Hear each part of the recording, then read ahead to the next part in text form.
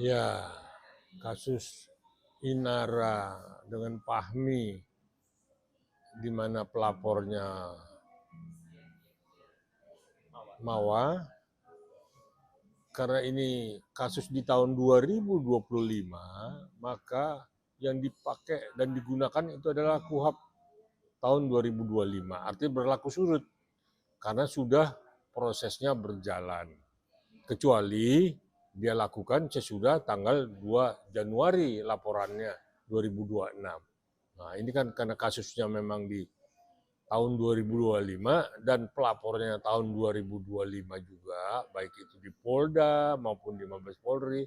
Nah, itulah yang berlaku KUHP yang lama. Tapi yang terkait berlaku surut itu berarti implementasi bang kuap yang baru dipakai beririsan. Nggak bisa, tetap dia menggunakan KUHP yang menguntungkan Inara. Ya, kalau di KUHP lama dia ancaman hukumannya 4 tahun 6 bulan, sedangkan di KUHP yang baru hanya diancam 2 tahun misalkan, maka dia akan berlaku KUHP yang baru. Nah, disinilah kebolehan daripada KUHP ya, karena mengatur untuk keadilan, ya, bukan untuk semata-mata menghukum seseorang, tapi hukuman yang berkeadilan.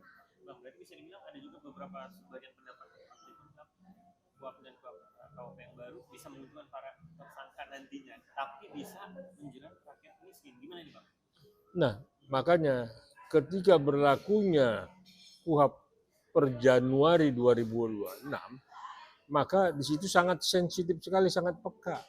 Ya, artinya ketika ada laporan mengenai perselingkuhan, maka seseorang itu bisa ditangkap, diperiksa untuk dibawa ke meja hijau, ya.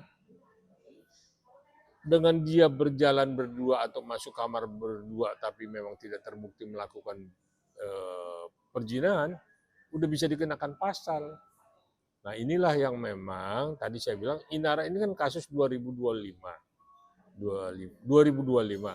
Sedangkan sekarang kan berlaku KUHP per 2 Januari 2026.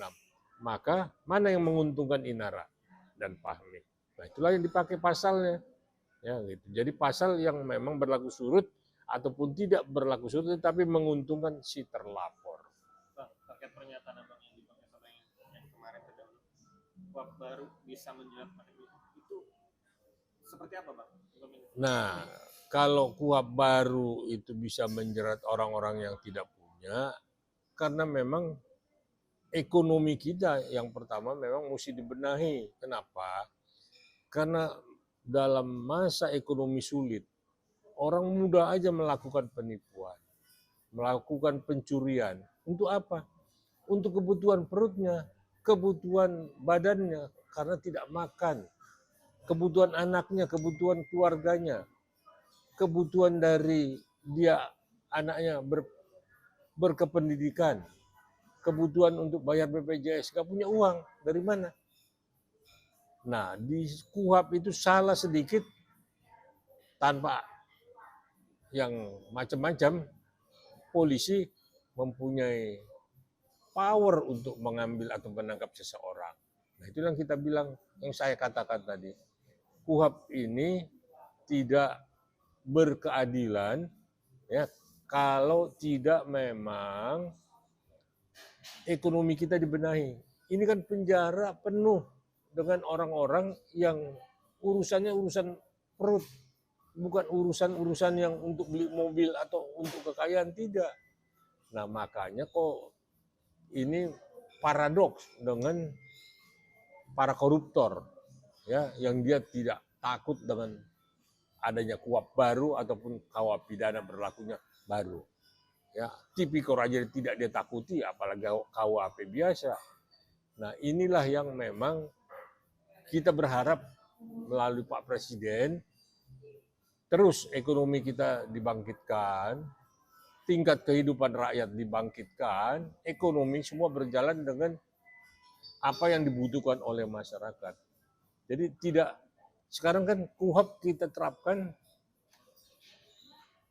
penyidik punya power, ya mewakili kepentingan negara khususnya powernya ini, tapi takut memang nanti hal-hal kecil, rakyat-rakyat kecil yang memang yang tukang parkir, yang tukang apa segala macam tidak bisa makan, dia melakukan hal-hal yang memang dapat melanggar hukum, langsung diciduk, masuk penjara. Makanya di penjara di kita penuh banget, melebihi kapasitas, yang harusnya 1.000 di dalamnya ada 5.000. Maka orang di dalam, warga binaan di dalam itu tidurnya duduk, tidak bisa tidur seperti orang tidur, di lantai mereka berserakan. Nah, kan ini tidak manusiawi, melanggar HAM. Nah, makanya kita berharap pemerintah membangkitkan ekonomi supaya rakyat kita di negara kaya, tapi rakyatnya makmur, rakyatnya sejahtera sesuai dengan pasal 33 di Undang-Undang Dasar tahun 45. Penerapannya. Karena dia sudah kawin siri, tapi kan si Mawa kan tahu bahwa si Fahmi itu mempunyai istri. Tahu-tahu kok dia kawin siri. Dia kena pasal perselingkuhan dan pasal perzinahan. Sekalipun di undang-undang di KUHP yang lama dia terjeratnya mungkin ringan, dia di KUHP yang baru dia terjeratnya hukumannya juga tinggi. Ini bisa memang hukuman yang paling meringankan bagi Inara itu KUHP yang mana? Karena berlakunya tempo hari, kejadiannya tahun 2025 dan dilaporkannya tahun 2025 oleh Mawa. Nah, makanya kembali lagi, kalau Inara ingin tetap berpoligami, sedangkan si Mawa sendiri sudah menyatakan statementnya, silahkan. Tapi saya akan tuntut, akan maju ke pengadilan supaya itu dapat dipertanggungjawabkan. Dan terakhir, akhirnya kan Insan Fahmi bertemu dengan Mawa dan anaknya setelah 3 bulan.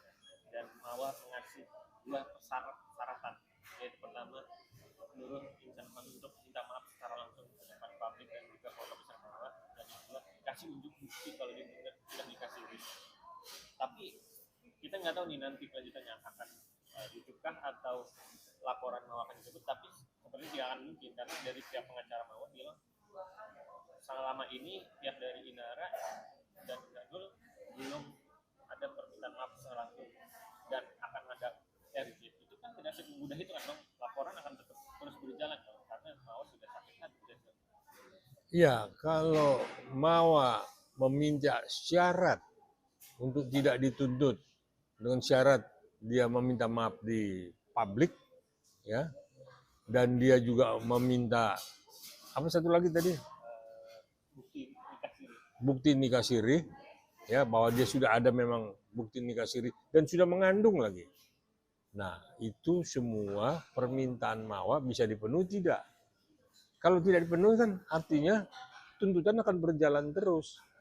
Nah, kalau akhirnya tuntutan Mawa dipenuhi, mungkin Mawa akan mencabut laporannya, akan juga memang memberikan restu kepada Inara dan Fahmi untuk menikah. Karena yang jelas Mawa sudah tidak mau lagi menerima si Fahmi kembali ke pangkuannya. Saya pikir itu inti yang paling konkret, ya. Kenapa Mawa menuntut supaya Inara minta maaf ke publik dan juga minta dibuktikan bahwa dia sudah menikah siri, itu hanya sebagai kepuasan hatinya supaya publik tahu itulah Inara dan itulah Fahmi. Terima kasih.